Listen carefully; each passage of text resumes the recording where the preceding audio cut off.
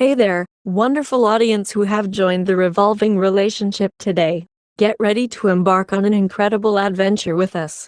Subscribe now and let's explore the concealed secrets and uncover the truth together. Today, we will delve into a challenging topic that is relevant to all of us on our journey: handling deceit and betrayal. Well, my friend, today's story about OP relationship saga. Let's see what happened. I haven't posted my story yet, but I plan to. I don't have the emotional energy at this moment. D-Day time frame was December 2023. Long story short, my partner, 39M, admitted to a 2-year EANPA. At first it was just friends. Then he admitted they may have crossed boundaries, but swore they had no sex. Then he admitted it was a PA in addition to an EA. All of these admissions were preceded by me finding out information that pretty much made it impossible for him to keep denying. He claims he has gone total NC with AP. He claims it was a relief on some levels to have this brought to light, as he knew it couldn't keep going on, and he was starting to get resentful of her increasing claims on his time and energy. He claims he made it clear to her that he would never leave me for her and that she knew this. He has described her to me as an easy outlet and a distraction. He told me that she told him she loved him, and he repeated it back, but he did not love her on a deep level. He says it was more like affection and admiration, respect in a friendly way. He speaks another language, and in that language there is a distinction between romantic love and friendly love. He says whenever he told her he loved her, in his head he meant the friendly love type. He has told me he has deep love for me that never went away, although he found our relationship very difficult the past couple years. Men of surviving infidelity. I would so appreciate your thoughts on this. Is this plausible to you? I am a woman, and if I had been having sex with someone for 2 years, I would not be able to prevent myself from falling in love with them. Is there any way that it's possible that despite the 2-year EANPA, he didn't love her in a deep, romantic way? P.S. I know on some level, the answer doesn't matter in terms of what I do now. But for my healing, it's been important for me to gain as much understanding as I possibly can.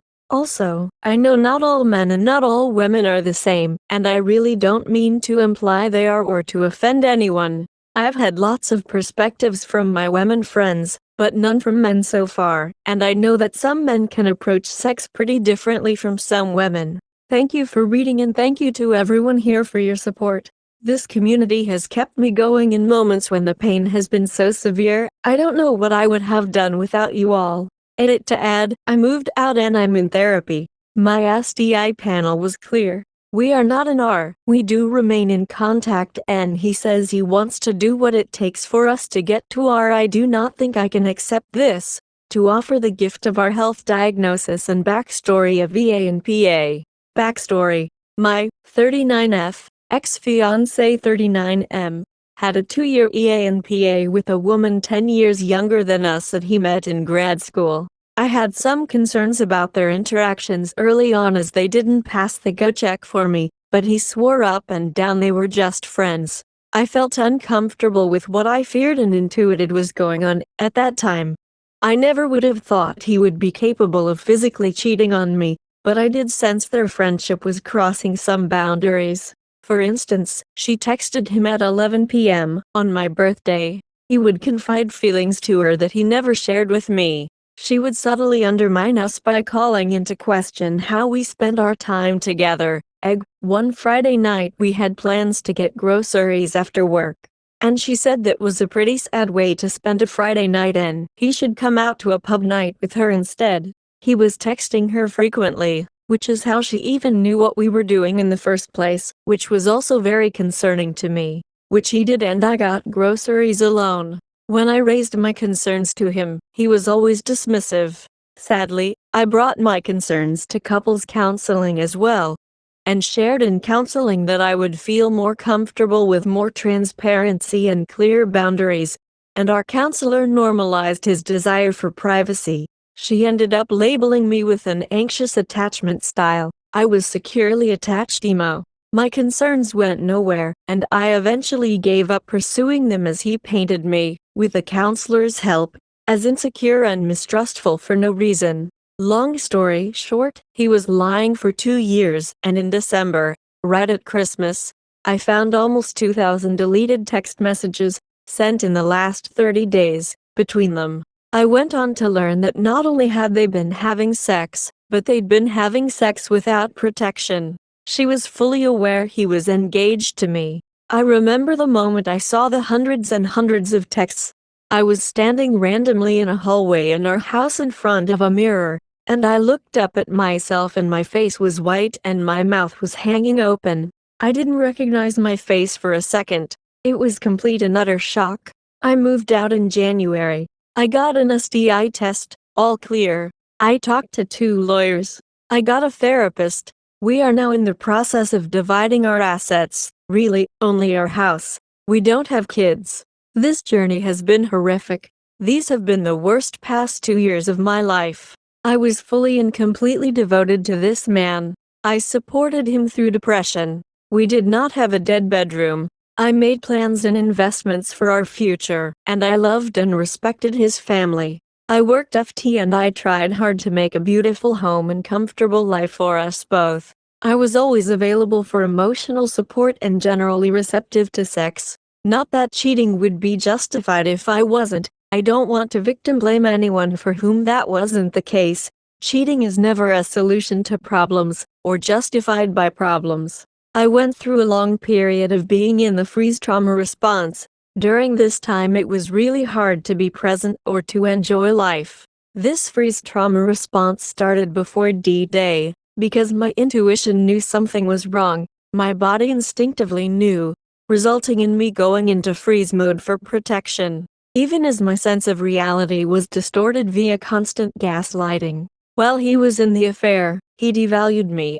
And where he used to love my little quirks, they became the subject of criticism and even cruel jokes. He stopped wanting to do anything with me. There was always something wrong or barring about the things I was interested in, which was not the case when we met. He didn't enjoy my friends and didn't hide this. When I expressed pain at how he was treating me, he blamed it on his depression, and had lots of examples at the ready of how I wasn't perfect, either. I ended up intuitively gray rocking him toward the end, without even knowing what gray rocking was. Anyway, after moving out and being diagnosed with PTSD in March, I finally started to feel like I was coming back to life, and that I had energy for things again, and that there was hope in the future. Fast forward to now. For the past year, I've had abnormal blood work and urinalysis. My doctor has been following me fairly closely and connected with me a specialist. This past week, my doctor sent me for a new round of testing, and there might be a diagnosis coming next week, as we are getting closer to figuring things out. The diagnosis may be life-changing and irreversible. For privacy I won't say much more, but if it is what we think it is, there's no cure and something I'll have to manage for the rest of what will be a shortened lifespan. I am so scared. I have been so scared at every appointment that I've had to go to, alone. The specialist clinic feels like a concrete hangar. They are moving locations and is a nightmare to be in. Especially looking around and seeing all the other patients supported by loved ones that I don't have with me. I am so mad and heartbroken at having to sit at these appointments, terrified out of my mind, all by myself. I am so devastated at the thought of the rest of my life not at all looking like what I thought it would, and having to manage illness, maybe, probably alone.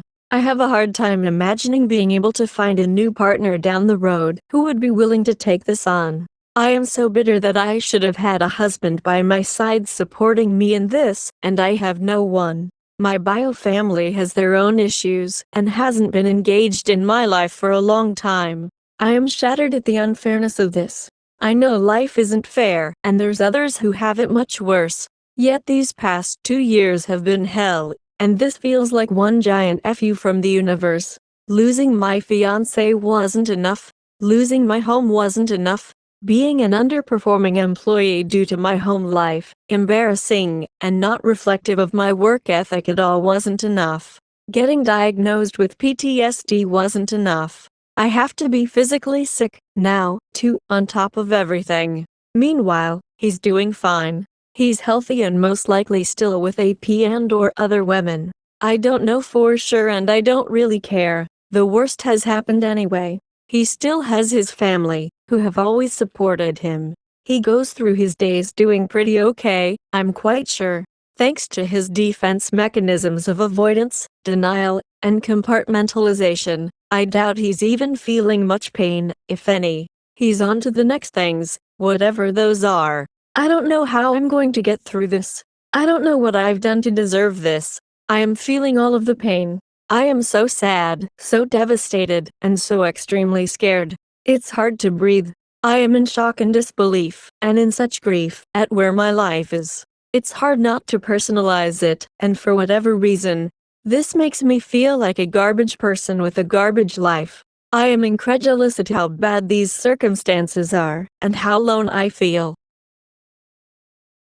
Please leave us a comment, like, and subscribe. Got to take a break, then we'll pick more stories.